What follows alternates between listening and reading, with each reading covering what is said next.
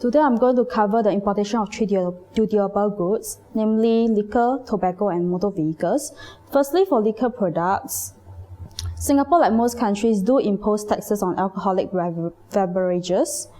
The Food Control Division in Singapore actually maintain rigid controls over the standards of drinking alcohol. So if the alcohol imported into Singapore do not meet those standards, they cannot be legally sold in Singapore.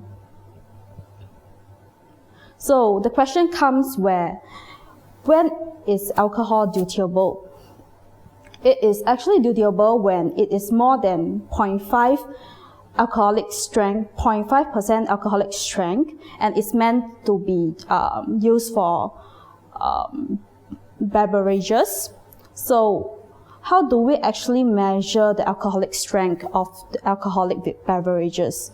It's actually measured according to the volume of alcohol present at a temperature of 20 degrees Celsius. So this standard is actually used internationally since its adoption by the International Organization of Legal Metrology in January 1995.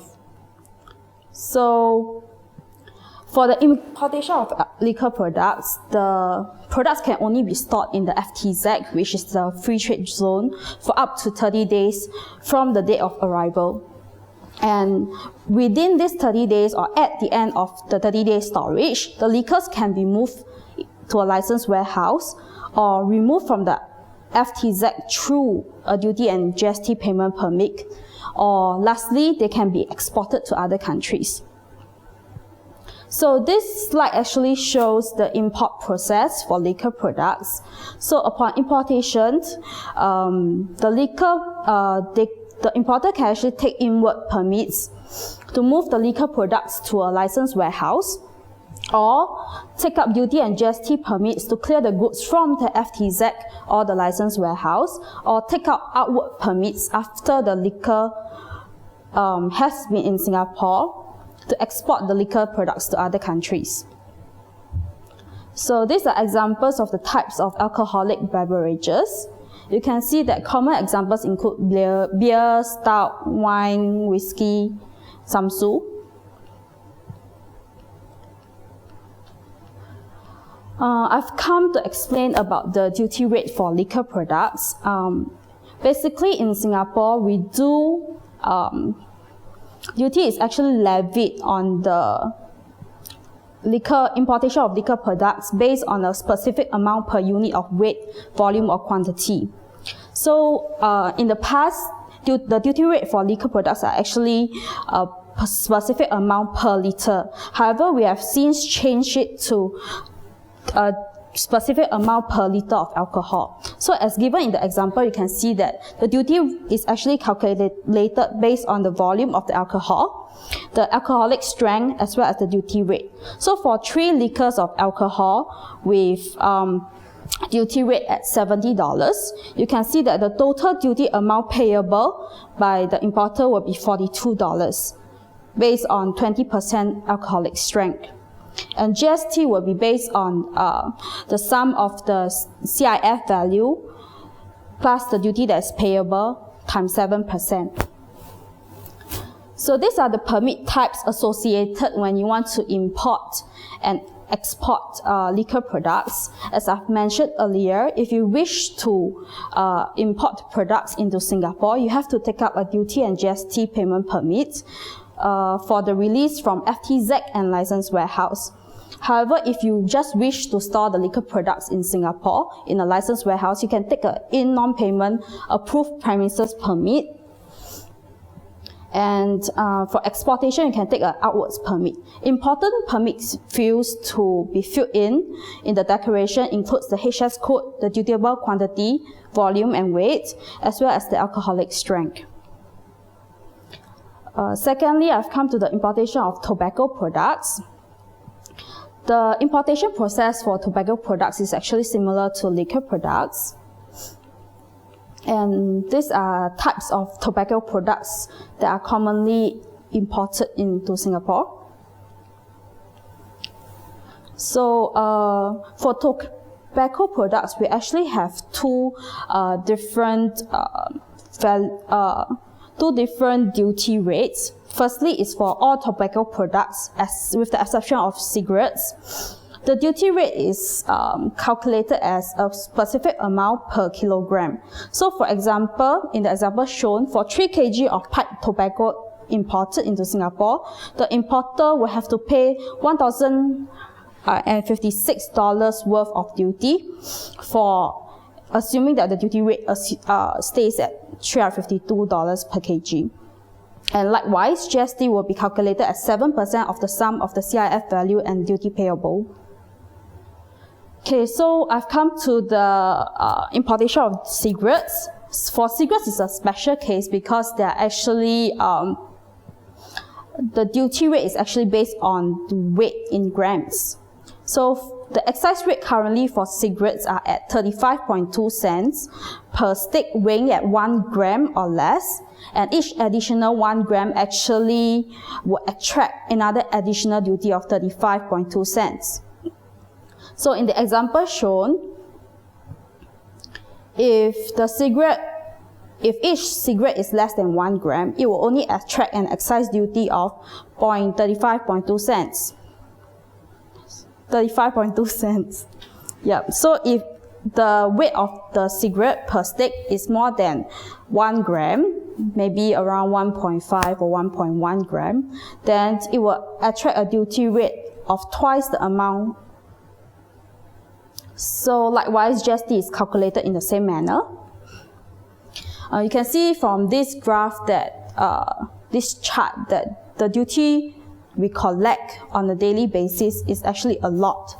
So for 1 stick, 1 packet and 1 box, you will, up to the container, you can see that we collect millions in duty for cigarettes every year.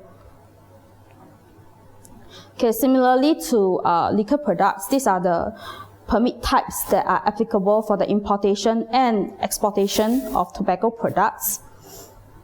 Important fields to note are the HS code, the dutiable quantity, weight and volume, as well as the health warning marking. Lastly, for the importation of motor vehicles, you can see that the processes are actually designed to fit the needs of different importers. So we have actually divided the importation process into 2 areas. Firstly, is the importation by authorized agents. They have to complete a declaration of facts form, which is a rather comprehensive documents that provides us with information on the distributorship, what are the sale terms, and as well as the country of importation for the vehicles. So after the submission of the DOF form, our officers will actually assess whether their transaction value is acceptable for customs purposes. So if yes, then of course we will give the go-ahead to import, for them to import vehicles. However, that is not to say that they cannot import vehicles before the DOF is approved, because we do have another process which I will explain later on, whereby importers can import in vehicles even before the DOF, their distributorship, is approved.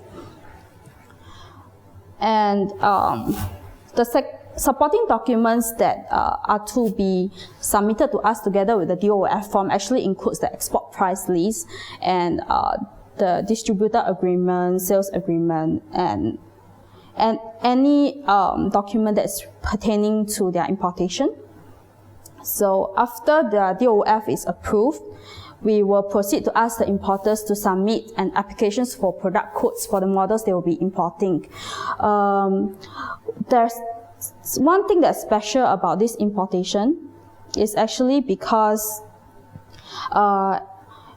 agents, as compared to ordinary importers, generally import more vehicles per month and per year. So we actually do facilitate them by providing registration and products code for them by a per model basis. So as long as the price, specifications, model year, they do not have any changes, the agents can continue to use a product code for as long as they are importing the vehicle.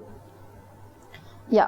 So as I mentioned, if there's a change in the specifications, the price, and model year of the vehicles, they have to apply for new product codes. Next is the importation by parallel, or in what we call ordinary importers. They have to submit a declaration of facts for motor vehicles, which is a different form as compared to the one submitted by the agents. So for this form is a 2-page form currently that is to be filled by the importer, and they have to provide supporting documents such as invoice, bill of lading, data card, which is actually a card for Continental models that lists the specifications for the vehicles, registration and deregistration documents, etc. So once we have received the application, we will continue to assess the customs value of the car. Okay, these are the current duty rates for motor vehicle. Take note that these duty rates are actually on ad valorem terms, which is duty is collected based on the percentage of the excess customs value of the vehicle. So you can see from motor car and taxis, the duty rates are at 20% currently, and for motorcycles and scooters, it's at 12%. This is this is the structure of our motor vehicle product code. For the first 2 digits, you can see that it's actually based on the motor vehicle type. For 21 is for motor cars and taxis. For 91 is for motorcycle. For 92 is for motor scooters. So if you are familiar with these product codes, you can actually tell at one glance what type of vehicle it is. Similarly, with the brand, you can see that the next 2 alphabets, TY, actually represent the brand.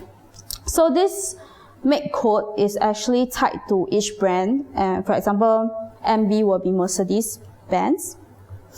Yep, and it will change depending on the brand. The next 4 digits, which is 1600, pertains to the engine capacity of the vehicle. For motor vehicles, motor cars and taxis, right, we actually do round them up or down by the hundreds. So if a motor car comes in with an engine capacity of 1549, we will round it down to 1500. However, if it comes in with an engine capacity of 1555, we round it up to 1600. So it's very easy to tell the engine capacity range of the vehicle. And the last 4 digits as well as the last alphabet is actually generated by the system according to sequence for the digits, and the alphabet is just a random alphabet. So common issue, a very common issue when it comes to the importation of motor vehicles is actually happens when people ask us, what if we have already paid duty and GST for motor vehicles, but we want to export it to another country, maybe the neighboring country, Malaysia, for repair works to be done on the car. So we do have to let them know that duty will be payable together with GST based on the cost of the repair, the freight charges, the insurance charges. And this will be on to and fro basis, because you have to move the car from Singapore to Malaysia and from Malaysia back to Singapore. And so all incidental charges associated with the delivery of the vehicle will also have to be included. And these customs permits actually cover such scenario. When you first import a vehicle, you take up a duty and GST payment permit, then you proceed to register the car with LTA.